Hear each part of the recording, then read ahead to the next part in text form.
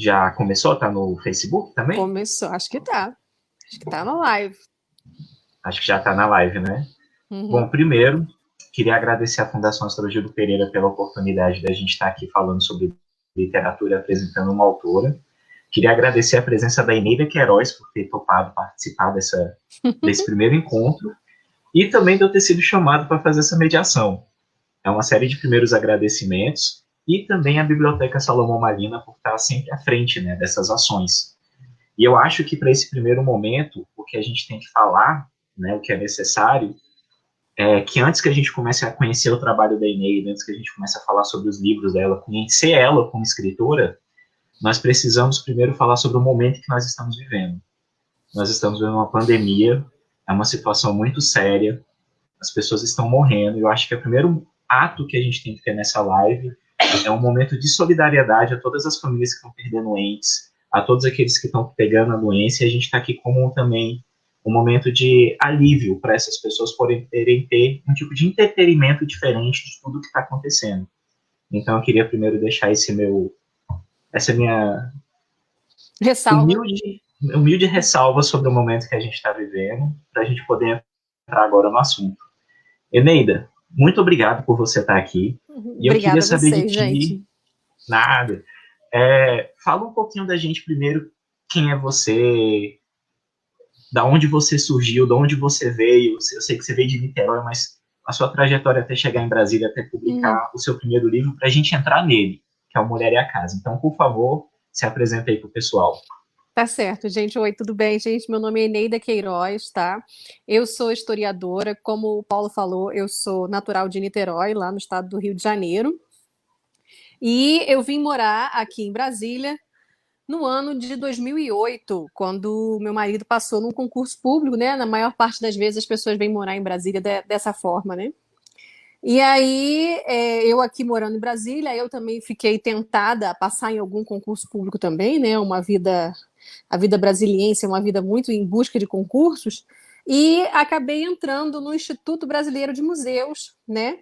Que é o IBRAM, e ele era ligado ao finado Ministério da Cultura, né? Quem sabe um dia retorne. E o IBRAM, ele nasceu, né? Ele é filho do IPHAN, do Instituto do Patrimônio Histórico e Artístico Nacional, porque o IPHAN cuida de todo o patrimônio, e ele tinha um departamento de museus. E esse departamento de museus, ele se tornou independente, se tornou uma autarquia, que é o Instituto Brasileiro de Museus. Então, eu sou historiadora lá, né? Pô, que bacana. Então, foi assim que eu vim parar em Brasília. E eu já escrevia já há muito tempo que eu escrevia de forma secreta, né? Não mostrava para ninguém nem nada. Mas foi O ali famoso dentro do romance de IBRAM, gaveta, né? e isso, romance de gaveta. Mas foi lá no IBRAM que muitos assuntos outros surgiram. Quando a gente for começar a entrar no primeiro livro, eu conto para vocês. Não, bacana. Que Eu tudo acho legal a surgiu gente lá. saber como surgiu, né? O seu Uhum. primeiro livro é O Mulher e a Casa, que é Tá aqui, um ó, para romance você ver. histórico. Ah, muito bom. Que é um romance histórico que retrata a Eufrásia Teixeira Leite e o Isso, romance dela com Joaquim Nabuco. E isso. aqui eu quero que você explique para a gente como é que surgiu a ideia de escrever esse livro. Porque você Tá. usa as cartas que existem da Eufrásia, que ela escreveu para o Joaquim Pro Joaquim Nabuco, Nabuco. o Joaquim Nabuco, e você escreveu o que seriam as cartas do Nabuco As para a respostas Eufrásia, dele. Sim. as respostas dele. E eu queria entender como é que foi essa ideia, de onde surgiu esse processo assim para você falar, não, eu quero escrever sobre esse romance dessas duas personalidades. Então, foi assim, lá no IBRAM, o IBRAM ele administra 30 museus federais, né?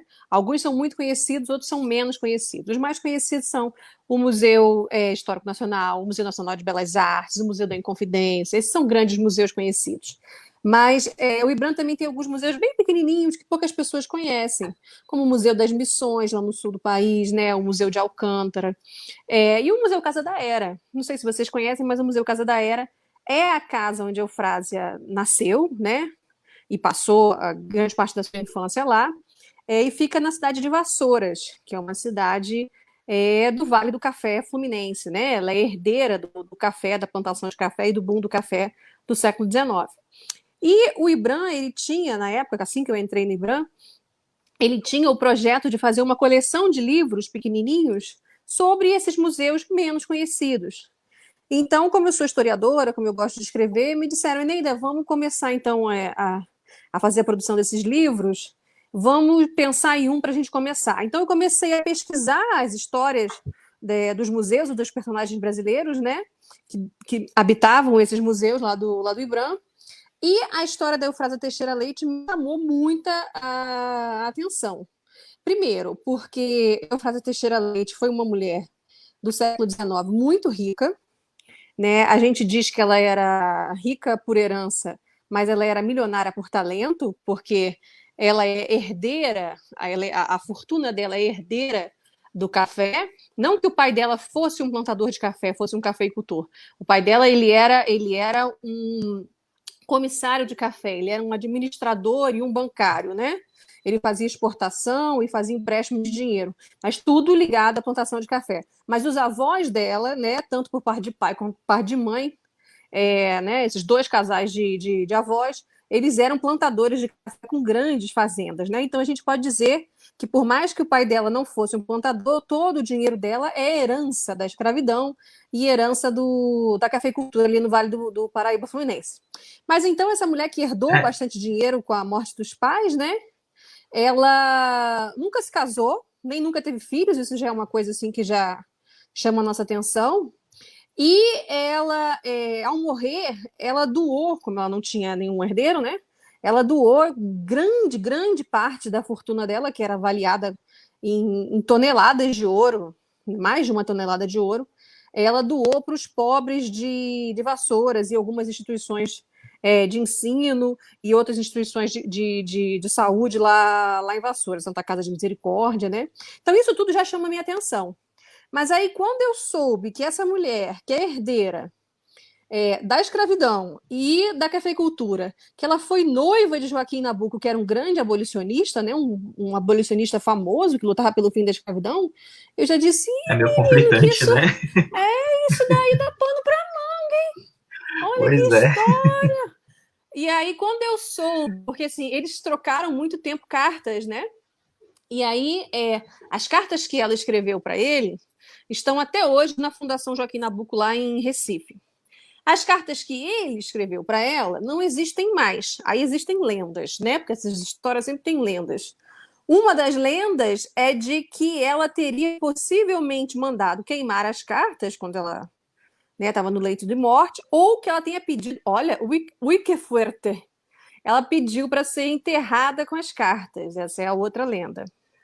Né? Eneida, eu posso te cortar Vale. rapidinho Pode.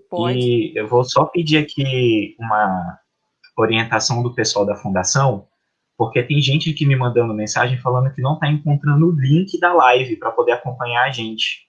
Entendi, tá. Será que eu. Eu vou mandar aqui. Ah, ele me mandou aqui. Mandou? Pode, agora vamos voltar, que eu vou compartilhar aqui com o pessoal para a gente poder ir pegando mais pessoas, tá? Mas peraí, ninguém ouviu nada? Como é que é isso? Eu volto Não, tudo? já tem gente acompanhando. Eram outras pessoas que não estavam achando É, e me mandaram aqui no privado, tá. só para a gente poder alcançar o maior número de Mas eu pessoas não, possível. eu não volto tudo, não, né? Tá. Então Não, não continua precisa daí. não, a gente vai continuando. Tá, Pode ir voltando aí tá. falando da Eneida que subiu com as cartas dela, porque ela não queria, não sei se por uma questão Isso, de ego, de coração da magoado, Eufrásia. da Então, deixa eu te Eufrásia. falar. Deixa eu te falar. É porque assim, a gente pode mergulhar muito, não sei como é que vai ser isso, mas a gente pode mergulhar muito aí nesse romance desses dois.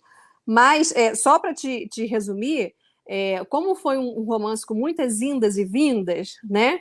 Inclusive com momentos em que ambos moravam na Europa e depois momentos em que ela morava na Europa e ele morava no Brasil, sabe? Momentos em que ele morava em Londres e ela morava em Paris. Mas houve muitas indas e vindas, eles ficaram noivos oficialmente 2 vezes, né? Mas foram 14 anos trocando cartas, né? Ou como oficialmente noivos e namorados, ou por vezes só como amigos, aquela amizade colorida, né? Mas então, mas quando houve o término mesmo do romance, ele pediu, é a única carta dele que existe, né? Porque eu falei para você que as cartas que ele escreveu, o Joaquim Nabuco escreveu para Eufrásia, Ou ela mandou queimar, ou ela foi enterrada com elas, né? Mas só tem uma que Sim. existe. Por que que uma existe? Porque era muito comum na família do Joaquim Nabuco, o pai dele também fazia isso, e alguns outros membros da família também faziam, que ao enviar uma carta pelo correio, eles antes de enviar, eles faziam uma cópia e guardavam em casa. Né? Então, eles tinham Mas, cópia assim, das correspondências que eles enviavam. isso era costume por uma questão de segurança, alguma coisa assim para preservar Eu a não família, ou sei, eu não não sei, sabe eu teria dizer, que né? pesquisar. Eu não sei se isso era uma coisa comum. Eu nunca pesquisei isso para ver. Mas é descrito pelos biógrafos dele que a família, o pai fazia, ele fazia. Hum, Então, a única carta que existe é uma cópia da mão dele, né? Ele mesmo fez que ele escreveu, enviou no correio e tem a cópia na Fundação Joaquim Nabuco ainda. Como a cópia ficou muito ruim, o próprio pessoal da Fundação Joaquim Nabuco já fez o que eles mostram para o público é uma datilografada já, que é justamente a carta do término do romance. nossa, Quando mas ele tinha que ser logo a rompe. carta do término, tinha que Isso ser tudo é uma muito dica. estranho. Isso tudo é muito estranho. É É tudo muito óbvio. louco. Nessa. Isso daí, a gente não tem como comprovar, né? A gente está igual uma galera aí do judiciário brasileiro, né? A gente não tem provas, mas a gente tem fortes convicções, Fortes né? convicções. Fortes convicções de que a família rasgou muita coisa. A família deu sumiço em muita coisa, mas eu só tenho fortes convicções, eu não tenho como provar.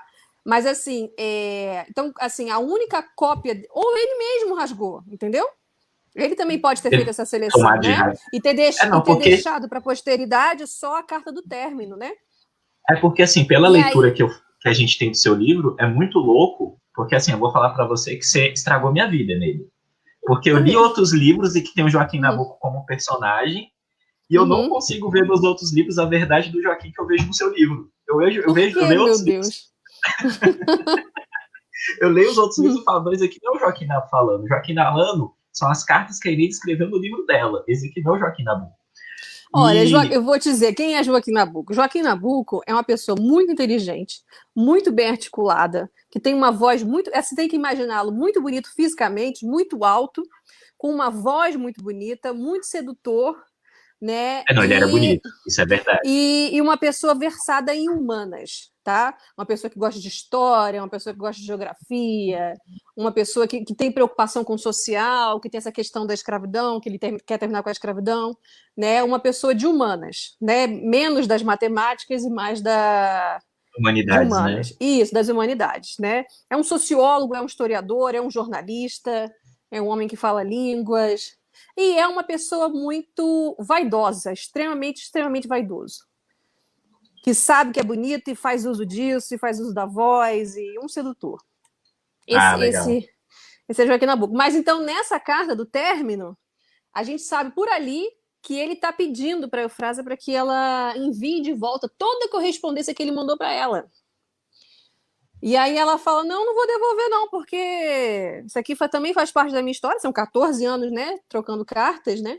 Ela disse: não vou devolver, não, isso aqui faz parte da minha história, mas o senhor fique tranquilo que ninguém vai ler. E de fato ninguém leu, ou porque ela mandou queimar, ou porque roda a lenda romântica de que ela pediu para ser enterrada com as cartas. Mas Eu aí, sou Paula, dessa teoria. eu Eu também sou sou dessa dessa teoria. teoria. Eu Eu também sou sou dessa dessa teoria. teoria.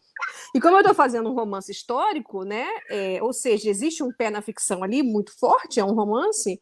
Eu fui nessa teoria de que ela foi enterrada que ela pediu para se forrar o caixão com as cartas. Mas aí, e por causa disso, ninguém teria lido. Mas aí eu criei uma personagem, uma narradora para o livro, que é uma historiadora, que trabalha no Museu Casa da Era, né, que é onde a Eufrásia nasceu e morou. Sim. E aí, essa personagem, essa historiadora, que eu dei o nome de Desirê, ela é assombrada pelo espírito da Eufrásia Teixeira Leite dentro da casa. Né? E a Eufrásia mostra para ela aonde está um baú enterrado no jardim do Museu Casa da Era com as As cartas. cartas. É. Não e também não são as cartas com a letra do Joaquim Nabuco, porque essas de fato estariam dentro do caixão. Eu posso te fazer uma pergunta? É uma nova cópia, a cópia que a própria Eufrásia fez, mas fale.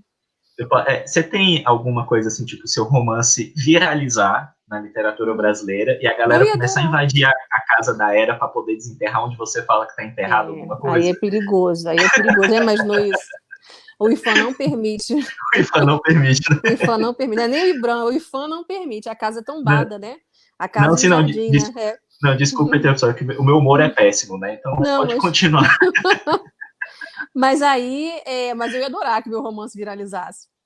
Nossa, eu também queria É, muito, ele é muito bom. eu queria que a Netflix comprasse meu romance. Gente, Netflix, se vocês estiverem me ouvindo, por favor, gente, aqui, ó, A Mulher e a Patrocina. Casa.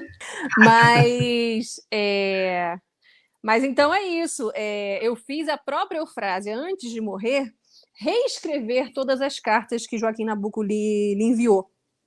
E foram essas que a menina, né, que a minha personagem encontrou. A Desirê. Que a Daisy reencontrou. Então é interessante porque eu tive que pegar todas as cartas da própria Eufrásia, as verdadeiras, que estão na Fundação Joaquim Nabuco. Tive que ler todas, entender tudo o que estava acontecendo ali e fazer uma resposta plausível que o Joaquim Nabuco poderia ter dito, ter escrito, né? Então eu tive que pesquisar os diários do Joaquim Nabuco para saber o que ele estava estudando, o que ele estava vivendo, né? Para poder matizar bem aquilo e casar bem ali. E eu tive que ver mais ou menos como ele falava, qual era a personalidade dele, tentar entender a personalidade dele, né? Mas ainda assim, estamos sempre resguardados porque aquilo dali é Nabucco por Eufrásia. Porque foi Eufrásia que, na verdade, aquele papel está com a letra dela. A gente não Sim. sabe se ele realmente teria escrito aquilo tudo ou não, né? Então sempre fica naquela. Mas que bom que você viu o Joaquim Nabuco ali, porque eu também via, né? Nossa, eu imagino Ele, o processo ele, de escrever ele um negócio vivia desse. dentro de mim para que eu pudesse escrever, né? Eu Para fico que eu imaginando pudesse você fazer igual as a cartas. Desirê. Eu fico imaginando você igual a Exatamente, Desirê, doida dentro do quarto, pegando os papel, escrevendo e lendo, isso. e sem conseguir fazer nada, só para Sem, concluir esse sem negócio. conseguir mais viver, só vivendo aquilo. Só Vivendo a vivendo vida aquilo. dos outros, né? Vivendo a vida dos outros.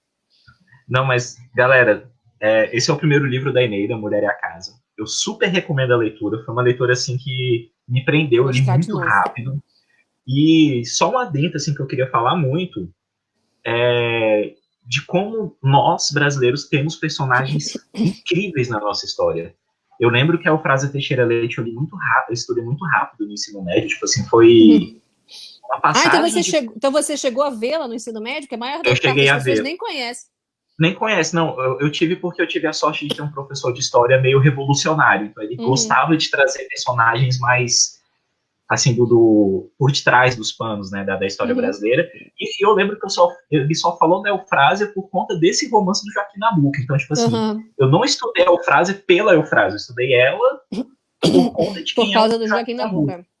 E ler o seu romance, assim, me deixou maravilhado de ver, cara, que mulher incrível que a gente tem É, na nossa história. é Uma mulher porque totalmente fora do tempo dela. É porque ela, ao contrário de Joaquim Nabuco, ela não era uma pessoa de humanas, ela era uma pessoa das matemáticas, né? Das Sim. exatas. Então, quando os pais morreram, que foi uma infelicidade muito grande na vida dela, que morreu a mãe, depois morreu o pai no ano seguinte, e depois no ano seguinte morreu uma das avós, que também se chamava Eufrásia, uma das avós, que era a baronesa de Campo Belo. Tinha uma fazenda incrível lá em Vassouras, que é a fazenda do secretário, lindíssima. Nossa, eu vi as É, fotos. Vou vontade de conhecer. lindíssimo. E aí, então ela herda muito dinheiro, ela e a irmã dela, né, a Francisca Teixeira Leite, só que ela consegue, porque foi ensinada, provavelmente foi ensinada pelo pai, que eu te falei que o pai, né, uma espécie de banco, né, então o pai ensinou as filhas a fazer dinheiro, O que é e ela, completamente fora do padrão da época o que também, também né? é Do completamente homem fora do ensinar a mulher padrão, a mexer com finança. e isso também é uma coisa que eu tenho que falar, mas aí eu vou voltar. Não, dá, beleza, Mas beleza. Mas aí ela se torna uma grande acionista, vai morar em Paris, passa décadas morando em Paris, se torna uma grande acionista em quase 300 empresas no mundo todo, né? Petróleo, ferrovia, banco, ela tinha as ações assim, né? Era muito diversificado, até em mineração, tá? No Congo belga, operava com 8 moedas diferentes, né? E ela conseguiu multiplicar por várias vezes, né, a herança que ela ganhou do pai e da mãe. Por isso que eu te falei que ela é rica por herança, mas ela é milionária por talento. Então, realmente é uma mulher fora da curva, né? Incrível. Fora da curva, ela é incrível. E Nossa. esse romance dela com Joaquim Nabuco realmente muito inacreditável, porque realmente é água e azeite, né? Não tinha muito como, né? Como assim uma herdeira de escravos e que a família ainda vivia baseada na escravidão e que a família defendia a escravidão com unhas e dentes, os tios, né? E outros parentes mais. E os dois lá tentando casar, tentando conciliar, né? E nunca deu. E além de tentar casar isso, que é tentar casar a história do Brasil, né? Tentar casar escravocratas e abolicionistas, ainda tentar casar a própria personalidade dos dois, que era tão diferente, né? Completamente diferente uma da Porque a outra. gente não pode culpar, o término do romance, a gente não pode culpar só as famílias, né?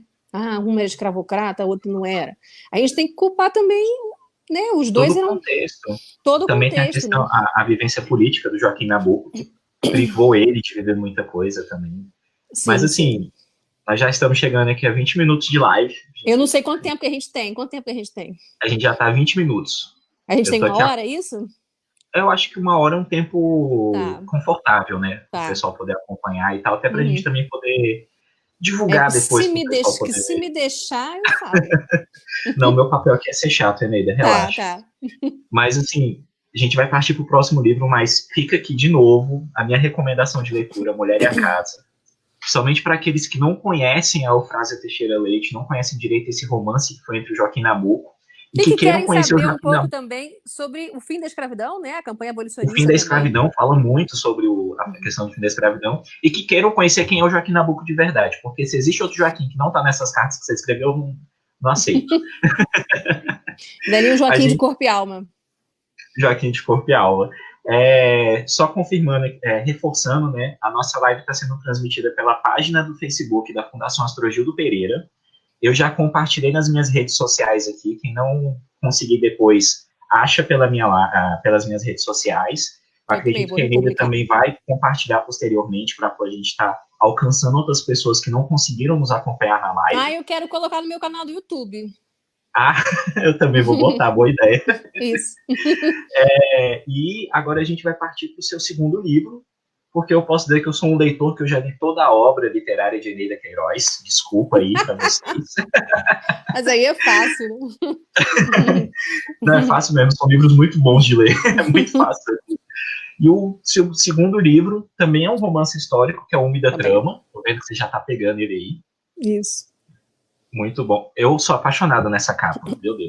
Eu também. Essa capa, eu acho que o recorte dela ficou muito bonito. E Ficou. o Úmida Trama fala sobre um grande pintor brasileiro, que é o José Almeida Júnior, que a gente tem um autor hoje contemporâneo que tem o mesmo nome Tem, com dele, o mas a mesmo gente, nome, o meu mesmo Deus. nome. Mas a gente vai falar sobre o pintor José Almeida Júnior.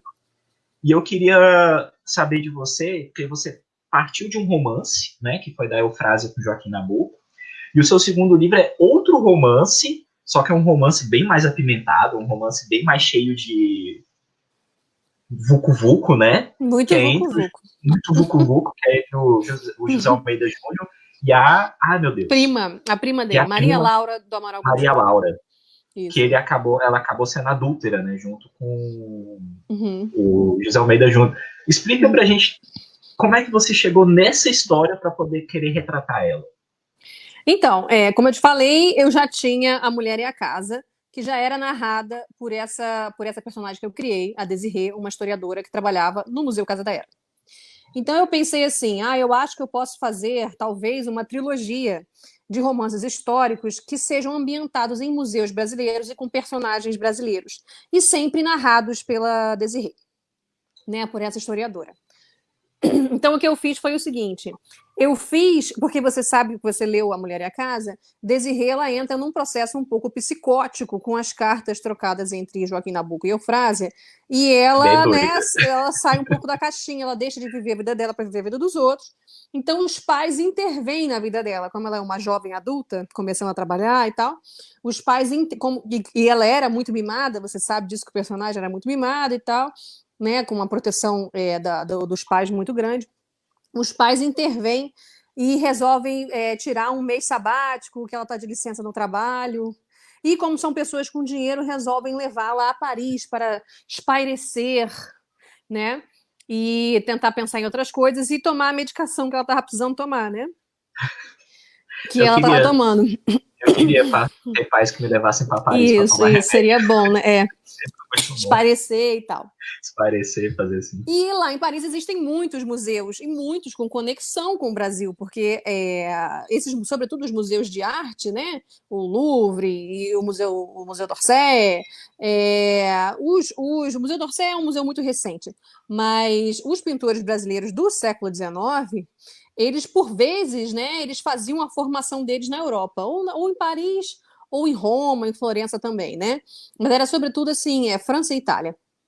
Então, a pintura brasileira do século XIX ela tem muita conexão, né? Ela é muito herdeira dessa tradição europeia. Então, eu faço a Desirê visitar alguns museus franceses e eu estabeleço uma conexão entre dois realistas. O pai do realismo na pintura, né? Que é o Gustave Courbet, que ele inclusive fez aquele quadro famoso, que é A Origem do Mundo, né? Que é aquela vagina bem, bem escancarada, aquele quadro Eu fiz bem um gesto aqui com a mão, bafônico. mas graças a Deus a câmera não pegou. Isso, aquele quadro bafônico e tal, que está É, no Museu d'Orsay, né?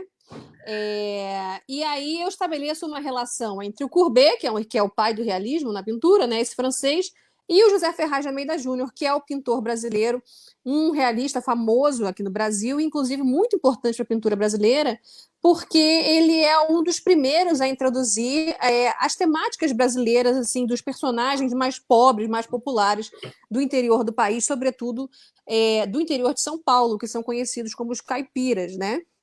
E ele os trata de uma forma digna, sem nenhuma forma pejorativa, né? Mas trabalhando justamente essa herança de que ele se orgulha dessa herança caipira, inclusive que ele também é herdeiro, porque ele nasceu no interior de São Paulo, ele é de Itu, né? O José Ferraz de Almeida Júnior. Então eu também, assim como eu fiz com Joaquim Nabuco com Eufrásia, que é tentar entender, porque ou você tenta entender a personalidade do personagem, né? As razões que fazem eles fazerem certas coisas ou não fazerem certas coisas, ou você não consegue escrever o livro, ou o livro vai ficar raso, né? sim, E que eu é tinha a famosa questão das motivações, né? as Tem motivo. motivações dos personagens, exatamente. Porque o José Ferraz de Almeida Júnior, ele tem uma história muito interessante, porque ele é um menino razoavelmente pobre, né, quando ele nasce. Porque ele era filho de funcionário público. Naquela época, o funcionário público era uma pessoa que ganha, sabe, classe média baixa, Sim, né? Tanto que o pai até também pintava. Só que o pai pintava tabuletas. É tipo, vendo ouro, compro escravos, sabe? é tipo Farmácia da Esther. os Né? pintores de faixa de hoje em dia, né? Isso, exatamente, né? Então ele fazia esse tipo de pintura. E o José Ferraz de Almeida Júnior, o menino, né? Ele cantava na igreja, ele tocava os sinos da igreja, ele sempre foi muito artístico, sobretudo começando com a parte da música, mas também desenhava carvão no fundo da igreja, e o padre brigava com ele. É uma coisa. No livro As Passagens da Igreja eu achei bem bonitas a motivação que Isso. o padre dá pro José Mas Almeida poder e fazer. é esse padre que depois consegue dinheiro com a cidade toda, né? Com Itu.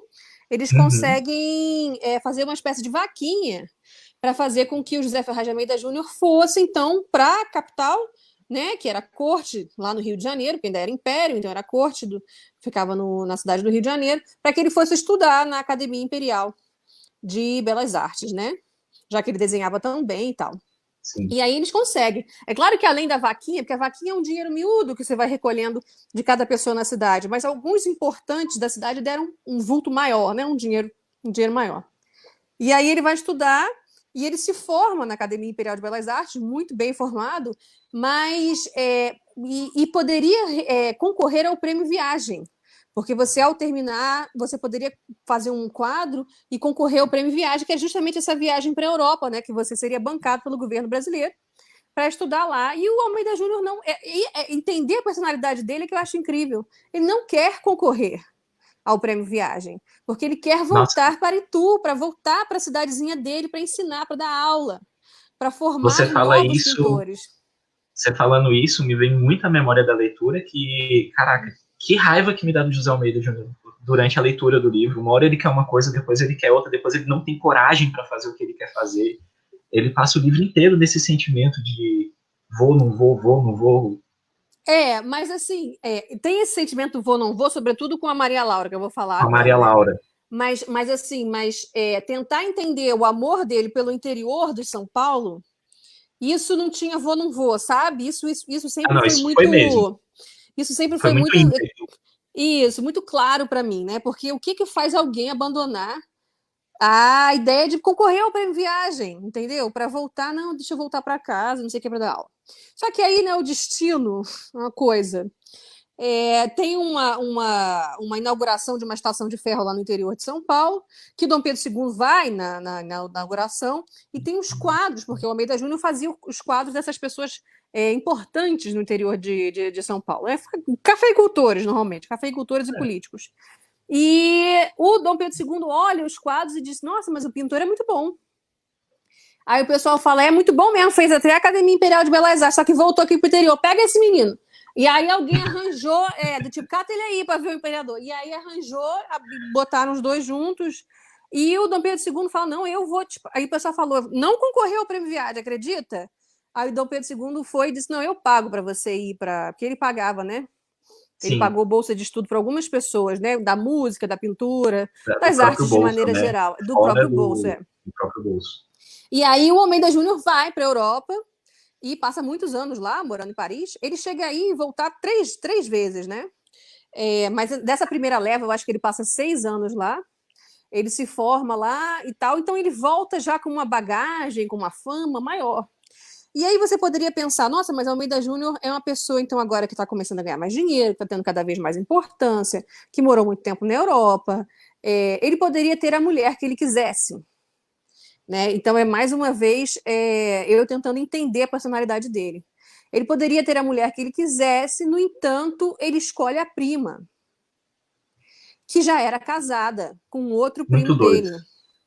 Né? É Assim, muita loucura. é claro que isso não impede de ter outras mulheres, porque estamos falando, não só estamos falando de homem, como estamos falando de um homem do século XIX. Tanto que ele acaba Então, tendo um filho, né, com outra ele mulher. tem com outra mulher, com a Rita de Paula Ibarra, que era uma pessoa também ligada ao mundo das artes também lá em São Paulo. Mas então eu estava tentando entender esse personagem, porque entender a Maria Laura é muito fácil. Né? O mais difícil para mim era entender o José Ferraz de Almeida Júnior, porque Maria Laura é uma pessoa que nunca quis casar com quem ela casou, né? Ela casou por um arranjo da família. E casou muito nova, casou com 13, 14 anos de idade. E sempre odiou o marido, né? E nunca gostou do casamento. Então, quando ela encontra o Almeida Júnior, é a chance dela fugir também. Ela alimenta isso, né? E é o que você falou. O Almeida Júnior não quer fugir com ela, porque para ele a vida dele, do jeito que ele está vivendo, é muito conveniente, né? Mas aí, no final, é que ele vai querer, que ele muda de ideia, né? Porque o mundo dá voltas, né? A Terra plana capota, né? E o mundo redondo dá voltas. No caso do Muito Almeida bom. Júnior, capotou também, né? E aí, no final, não sei se eu posso dar esse spoiler, mas eu acho que todo mundo sabe que o José Ferraz de Almeida Júnior ele é assassinado em Piracicaba, em praça pública. O marido da Maria Laura mata ele em praça pública quando ele descobre tudo, né? Não, sobre essa questão, eu acho muito louco que eu queria te perguntar até onde foi ficção e até onde foi realmente um retrato da realidade. Na parte do Porque assassinato, isso, se o Prudente de Moraes, que foi o nosso terceiro presidente, sim, foi sim, realmente sim, advogado do primo sim, do. Isso tudo realmente não foi encaixe foi. ficcional, foi realmente Não, fato isso aí, histórico. essa parte do assassinato é a parte mais verídica, digamos assim, né? Com mais traços de tudo que aconteceu certinho, inclusive as datas, os horários e tal. Eu nunca consegui ver o processo na minha mão, propriamente dito, tá?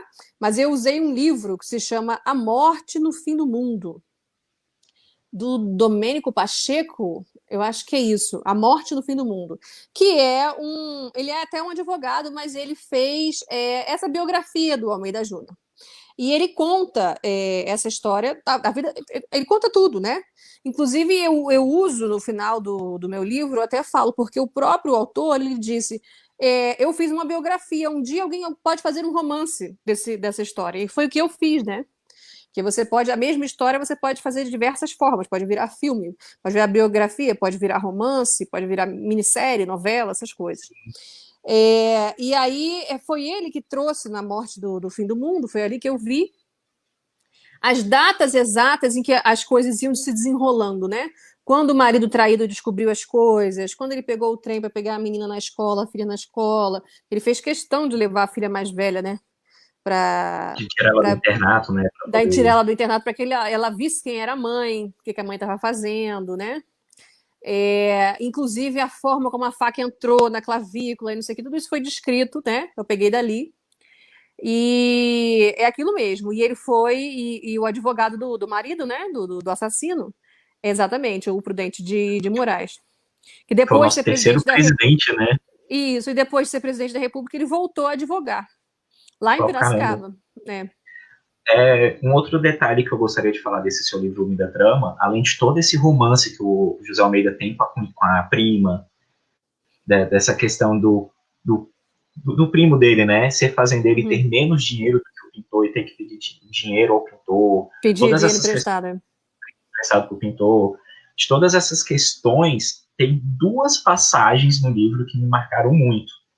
A primeira passagem é quando o primo dele percebe que está sendo corneado, quando Uhum. ele vê o José Almeida sentado na sala dele, lendo um jornal, a Maria Laura brincando com os filhos, ele Uhum. interagindo ali com o negócio, ele pensa, caramba, tá tendo um caso aqui, Tá rolando alguma e coisa aqui. eu não sou o homem da casa. E a outra passagem é da cunhada da Maria Laura, que Essa é o ali que eu você mais deixa gosto. bem.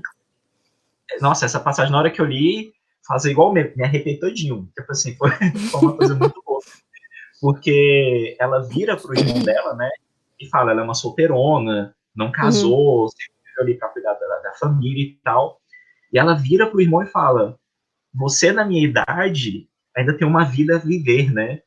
Eu já sou considerada velha. Essa personagem é a Nhandina, Nhandina, que a Nhandina, na verdade, o nome era Ana Brandina. Ela era irmã do Sampaio. Sampaio é o marido traído, né? O fazendeiro. Ela era irmã, então, do fazendeiro. E ela, na verdade, ela casou sim. Só que o marido dela deve ter casado com um cara muito mais velho, sabe? E o marido dela Faleceu. faleceu, morreu muito cedo. Não sei nem quanto tempo que ela passou casada. Eu tentei imaginar 1 ano, 2 anos no máximo, né? Então, e aí ela passou a morar com o irmão, com o Sampaio, né? E como ela não tinha filhos e ela não era mais casada, ela era uma dessas agregadas da família, né? Essas pessoas que não têm vida própria. Porque, veja, o que existia para as mulheres naquela época se não ser mãe, né? Esposa e mãe. Se ela não era mais esposa, se ela não era mãe de ninguém, ela vivia. Ela propriamente, ela mesma diz, né? Eu não tenho nenhuma profissão minha, eu não tenho nenhum filho meu, eu não tenho nenhum homem meu, eu não tenho nada meu. Então, Sim. quando Maria Laura chega naquela casa para casar com o Sampaio, né, o irmão dela, e é uma menina de 14 anos de idade, ela praticamente toma Maria Laura como filha dela. Né? E ela que acoberta o romance com José Ferraz de Almeida Júnior. Ela sabe de tudo, ela sempre soube de tudo e sempre ajudou. E a Incentivou, gente né, para as isso, e coisas. a gente sabe disso né, pelo aquele livro que eu te falei, A Morte no Fim do Mundo, né? Então, eu acho que isso está, inclusive, nos autos do processo, né? Que o próprio Sampaio acusa a irmã dele, a Ana Brandina, a Nhandina, de ter ajudado sempre, né? E aí, só que tem um momento que é justamente o momento em que as duas descobrem da Rita de Paula e Barra, que é a outra amante que o José Ferraz de Almeida Júnior tinha, que ela coloca o Almeida Júnior contra a parede, né? Porque ela fala, né? Vocês, homens, vivem uma vida realmente, né? Bem mais fácil, né? E eles tinham a mesma idade. A Nhandina parecia uma velha, né? Essa velha que fica cobertando as coisas, né? Vestida de preto e que fica cobertando o romance dos dois, enquanto que ele, a mesma idade dela, era um pintor famoso e vinha da Europa 2, 3 vezes. Tinha duas amantes, uma era Maria Laura, a outra era Rita de Paula e Barra, tendo filha com um, filho com outro, sabe? A vida agitada, né? Que ele estava tendo, Badalado, cara. Vida badalado, badalada. e ela ali, né? e aí ela joga real para ele. Olha, a vida da gente aqui, das mulheres, não é tão fácil. Ela fala, né, de tudo que Maria Laura tem que passar para poder viver aquele romance, acobertar aquele romance. Fala da primeira vez que ela... Porque dos 5 filhos que ela teve com o Sampaio, o marido dela, 2 comprovadamente são do José Ferraz de Almeida Júnior, né? Cara, E aí ela fala, né, das dúvidas que Maria Laura teve, que se ela colocaria a criança na roda, não colocaria. A roda, né, era uma instituição de abandono de crianças, assim, né, no século XIX. Se colocaria na roda ou se não colocaria, como faria isso? Mas se colocasse na roda, como esconderia a gravidez do marido? Se faria o marido acreditar que a criança era dele ou não, que foi o que ela optou fazer? Ou se chamaria uma pessoa para abortar a criança em casa, que eram as fazedoras de anjo que existiam na época, né? E a hipocrisia da sociedade é muito grande, né? Uma sociedade nem me extremamente fala. católica, extremamente religiosa, e, no entanto, essas fazedoras de anjo andavam de fazenda em fazenda, de casa em casa, passando para saber ali se não tem alguém precisando de algum auxílio dela, né? Mas, assim, para a gente poder estar fechando esse livro, eu costumo falar que eu não teria capacidade de escrever um romance histórico, porque a história já dá o spoiler do que acontece, né? Dos Sim. acontecimentos. Mas eu sou uma pessoa de spoiler, entendeu? Então. Mas aí eu quero te parabenizar, porque eu acho que dos 2 livros, o que é mais legal de saber, por mais que a pessoa dê um Google rápido e saiba o que vai acontecer com os personagens, é saber como vai acontecendo até chegar Porque o mais importante naquela não é final. o que acontece, mas é como é narrado, Como? né? Exatamente. Isso é que é o mais importante. Não, e assim, eu queria te parabenizar muito pelos 2 livros. Tanto A Mulher Obrigada. e a Casa como O Úmida Trama Uhum. são livros assim, eu acho legal que os 2 compartilham de uma questão narrativa que é as cartas, né? Os 2 têm essas coisas, a carta Sim, as muito duas têm presente. muito presente. Porque também E são aí eu romances do queria século XIX, né? Você não tem muito como fugir de cartas, né? E exatamente. são, né? E são histórias de amor, então as cartas têm que ir e vir mesmo. E Carta é o meu é muito século, né? O brincadeira. século que eu gosto de escrever, né? Então eu pretendo fazer o terceiro livro agora, né? Tem só que criar coragem para começar. Ah, isso é que eu ia te perguntar A já. A gente mesma já tá chegando narradora. a Desirê, claro. E Isso falando é. nisso, gente, eu quero deixar aqui só um aviso para vocês, que além das histórias dos personagens históricos, a Desirê, ela tem uma história tão boa. Nesse Eu segundo que. livro tem uma reviravolta tão boa, tão grande que acontece, que eu não vou dar esse spoiler, porque aí não tem nem Vamos deixar história não. para dizer. Você tem que ler para poder entender. E a gente já está aqui chegando perto dos 45 minutos de live. A conversa tá tão boa que o Tá tempo vendo? Se você deixar. tá muito boa. Eu só queria aproveitar aqui e agradecer a presença. A gente está com uma média aqui de visualizações no Facebook de em torno de 8 pessoas acompanhando. A gente Legal. chegou a ter 12, então isso é muito Uhum. legal. Ainda mais nós que fazemos literatura contemporânea no Brasil, ter 12 pessoas acompanhando aqui ao vivo o que a gente está falando, isso é um público muito bom. É um carinho muito grande pelo trabalho da Eneida. E agradecer a presença aqui da Suzete Bahia, que no Facebook ela falou que é muito legal poder estar tendo essa oportunidade de conhecer o seu trabalho. E do Legal. Anand Hall, que está parabenizando a live. A Thalita Uhum. Gilbert também botou uns. Tô vendo ela aqui agora. As Tá vendo aí palminhas. agora, né? Tem a E Olivia o. também. A Olivia foi minha professora Foi sua professora, eu já ia comentar de dela que é a redação, Olivia né? Campos, que De também redação. parabenizou. Queria agradecer muito a presença de vocês aqui e falar que os comentários também estão abertos para esse finalzinho aqui da live que a gente vai estar encaminhando, porque agora eu quero saber da Eneida, que ela já deu spoiler aqui pra gente, que ela está preparando um terceiro livro, e se ela pode falar um pouquinho desse livro aqui pra gente. Posso. É o seguinte, eu não devia falar tanto assim, mas vou, né? Mas a Desirê, então, ela estava em Paris, ela vai voltar, né, para o Brasil e vai ter que voltar para os trabalhos dela. E, como eu te falei, ela trabalhava primeiro no Museu Casa da Era, que fica em Vassouras, mas teve esses problemas, né, digamos, psiquiátricos, psicológicos, e a família não quer mais ela, porque a família mora no Rio de Janeiro. A família não quer mais ela morando longe, em Vassouras, que ela morando mais perto, que ela trabalha em algum museu na cidade do Rio de Janeiro. Mas ela vai fincar o pé e vai ficar assim, num perto longe, num longe perto, que vai ser a cidade de Niterói, que é justamente a minha cidade onde eu nasci. Inclusive porque existe um museu do IBRAM lá, que eu também conheço, que é o Museu de Itaipu. Itaipu é uma praia de Niterói, né? Uma praia oceânica. E nessa Muito bonita, praia, por sinal. muito bonita. Muito Tudo, bonita, por como sinal. tudo em Niterói, né? Vamos combinar. E aí, lá, nessa praia, no o Museu de Itaipu, ele é um museu a gente chama, né, o nome dele é o Museu de Arqueologia de Itaipu.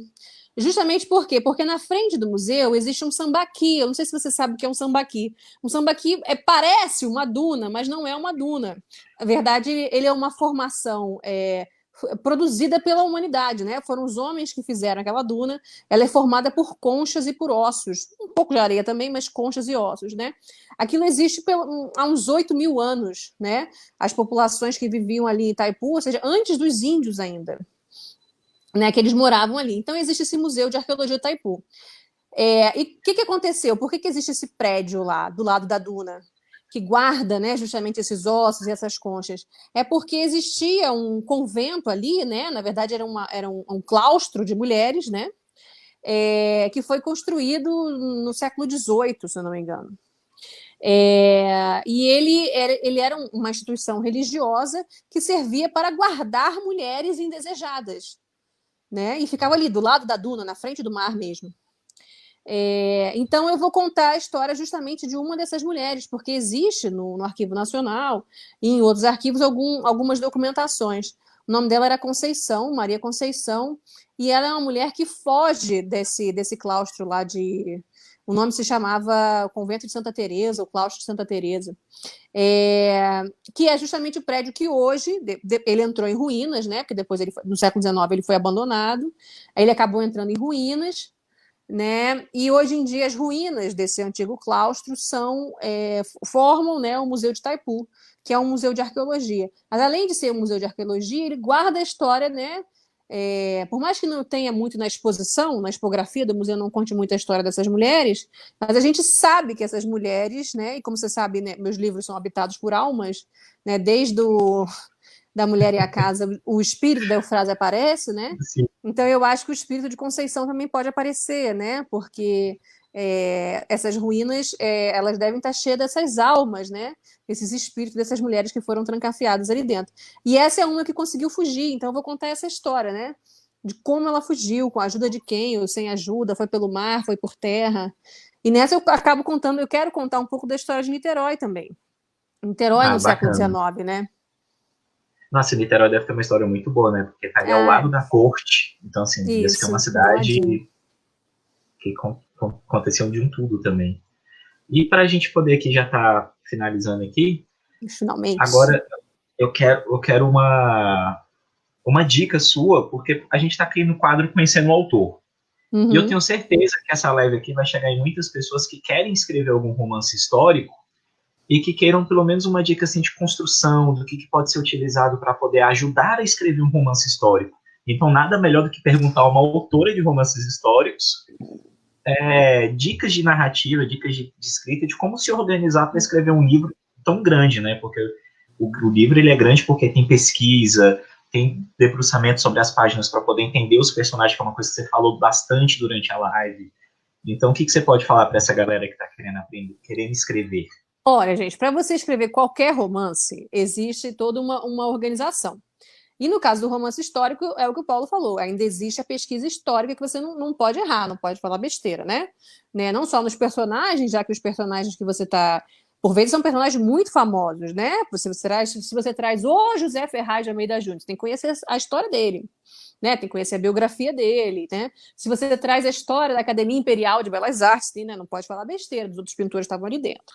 Mas, de maneira geral, quando você escreve um romance, seja ele histórico ou não, você tem, digamos, a trajetória do herói e o arco dramático da história, né? Isso daí, sobretudo nos livros que são mais, digamos assim, mais comerciais, mais blockbuster. O que eu posso dizer para vocês é o seguinte: se vocês fizerem dessa forma, vocês não erram.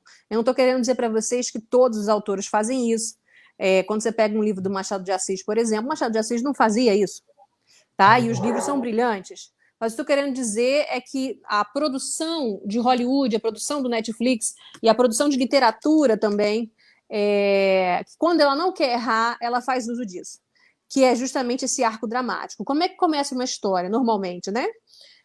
Depois você pode até brincar com tempos, colocar de trás para frente, sabe? Aquelas histórias que começam no final e depois voltam, Dá mas não sua importa. personalizada, né? Dá sua personalidade, mas assim, mas não importa. Todos esses estágios têm que estar presentes de alguma forma. Mas normalmente uma história começa com a apresentação do status quo, né? Então, o que é a apresentação do status quo? É uma realidade que alguém vive. Né? Então, tem lá alguém que é casado, ou alguém que quer se separar, não importa, você tem que dar o status quo da pessoa. Ou é alguém que vive feliz e está feliz assim, ou é alguém que vive triste, está muito triste, queria viver outra vida. E aí, depois da apresentação do status quo, você tem que apresentar uma quebra. A gente chama de a quebra do status quo. Quando acontece algum evento que quebra o status quo e leva o personagem principal a viver uma nova vida, né? Alguma aventura. E aí você passa todo o desenvolvimento do livro com altos e baixos, né? Você pode fazer os altos e baixos que você quiser, mas normalmente é o personagem tentando voltar ao status quo inicial ou tentando criar um novo status quo, que não pode ele viver em crise, porque o desenvolvimento é uma crise, né? Porque ele não pode viver na crise eterna, ele quer encontrar a calmaria de novo. Já basta a realidade. Crise Já, eterna que a gente tá já basta a realidade. O bom do romance é que você dá. Porque, assim, na vida, na verdade, isso não acontece, entendeu? Isso não acontece. Mas no romance tem que acontecer. As tem que coisas acontecer. Têm que ser organizadinhas e tal, de preferência, do que eu tô falando de preferência. Alguns livros não fazem, mas de preferência. Isso é só para você não errar, né? E aí você faz esses altos e baixos até que tem um momento do clímax. Você atinge o clímax e aí você consegue uma resolução da crise, né? Uma resolução do desenvolvimento do livro, e você cria, ou você faz o retorno ao status quo, ou você faz um novo status quo para o personagem, e aí você faz a conclusão do livro. Mas quando você tem. Isso é um romance qualquer. Você vai escrever a história de José Bolinha e Joana Fofinha, qualquer. Mas se você for fazer um romance histórico, aí você tem que pesquisar muito sobre o período para adicionar tudo isso, né? Saber como adicionar. Né? Agora, tanto para o romance histórico quanto para o romance atual, hoje em dia, ou até ficção científica, coisa futurista, não importa, mas é importante que vocês tenham as fichas dos personagens, para essa parte aí da psicologia de cada personagem, né? Para você fazer as razões que movem cada personagem. Eu gosto de construir ficha para os personagens, que você coloca o nome, a data de nascimento, o que ele quer da vida, o que ele gosta, o que ele não gosta, né?